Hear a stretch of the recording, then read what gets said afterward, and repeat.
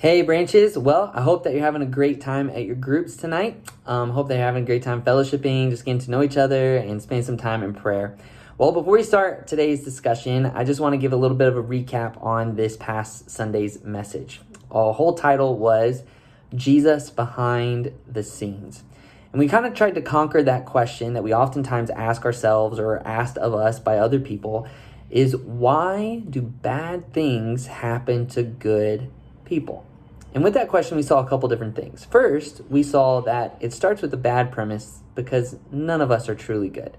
The Bible tells us that we have all sinned and come short of the glory of God. And the Bible also tells us that there is none good, no, not one. And so the fact that we might think of ourselves as good and deserving of everything good happening to us is really not correct, right? The real question we should be asking is, why do good things keep happening to bad people like us? And that just shows God's grace in our lives. The second premise that we saw is that everything bad that does happen to us doesn't necessarily always have to stay bad, that God can redeem those things. And we talked about from John chapter 11 how Jesus can redeem bad circumstances. And we see there's 3 statements that Jesus makes that are radical, and then 2 actions that he takes that are also very radical.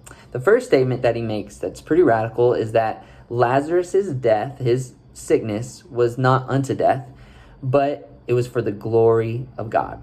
The second radical statement that he makes is that he was glad he wasn't there to save Lazarus. And the third statement that he makes is that Lazarus will rise again. And then he takes 2 actions that are pretty radical. The first one we see is that Jesus wept. He actually cried. The second thing that we see is that he rose Lazarus from the dead, right? He brought him back to life.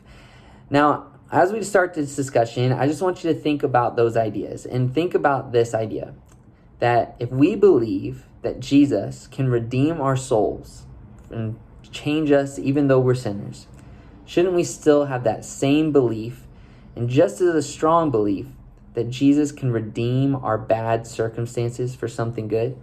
That God is always behind the scenes doing work and doing things and changing everything for his glory and our good.